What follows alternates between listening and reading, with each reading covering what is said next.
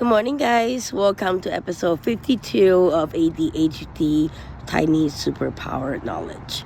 Today's topic is on ADHD and efficiency trap. So, ADHD'ers often fall into the efficiency trap, spending excessive time and energy trying to find the most efficient or perfect way to complete the task, rather than actually working on the task itself.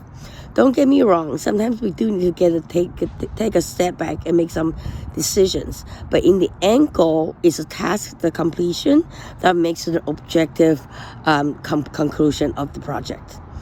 So, the difference between efficiency and effectiveness is that efficiency is our ability to produce a result with the least amount of waste. Whether it's time, resource, energy, focus, when we do something efficiently, we do it with the least amount of waste.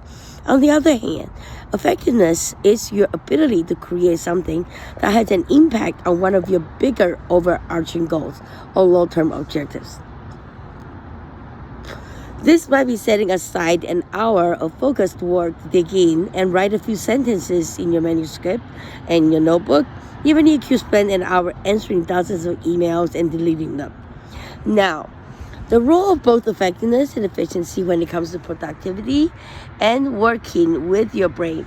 More specifically, why it's key to separate and intentionally focus on both. Now, that they're both needed. If we want to work with our brains to increase the productivity, we want to be both efficient and effective, but they're not the same thing. However, you can recognize the efficiency trap by these signs. Overthinking. We do a lot for ADHD. It's just like racing thoughts again and again. Overthinking, no, I'm not crying, it's the wind. Overanalyzing the best approach, considering every possible option and trying to optimize every aspect of the task before you actually take any actions. In a way, that's not bad. But when you're taking too much, excessive time, that's different.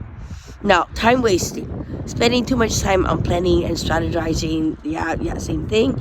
Lack of flexibility. Insisting on finding the most efficient way and resisting to adjust approach when necessary because it deviates from the initially planned path. We ADHD seem to be very sticky to our ideas. If our ideas are not recognized or put in action, we might get upset by it because of our emotional dysregulation. So the fear of failure is the next one, which connects what I just said. Feeling paralyzed and not taking any action due to the fear of making the wrong choice. We also procrastinate as well, but not because of perfectionism. Procrastinating and perfectionism is a different story. Procrastinating is not doing anything. When you're perfectionist, somebody said procrastinating or getting stuck in the planning phase due to fear, you're making a mistake of choosing a less than optimal solution. I don't think that's the right definition. Because when you're already thinking about choosing the optimal solution, you're not procrastinating.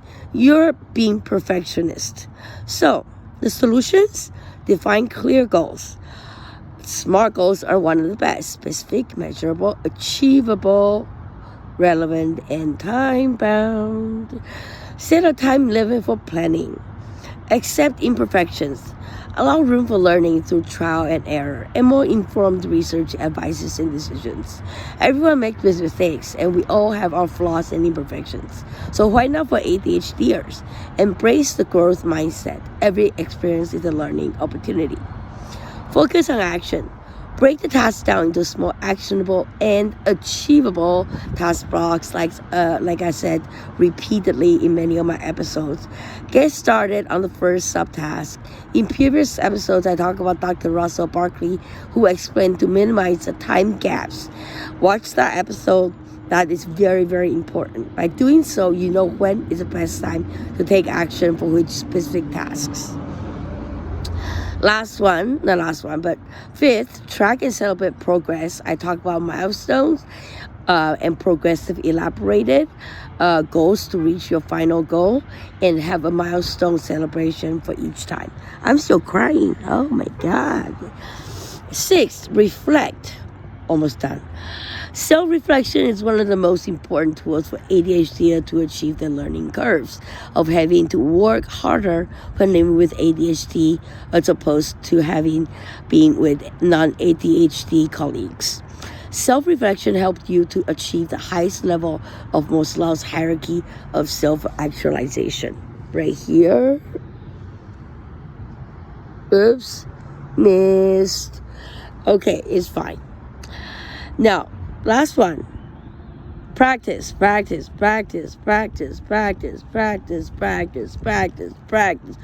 it a daily routine after self-reflection.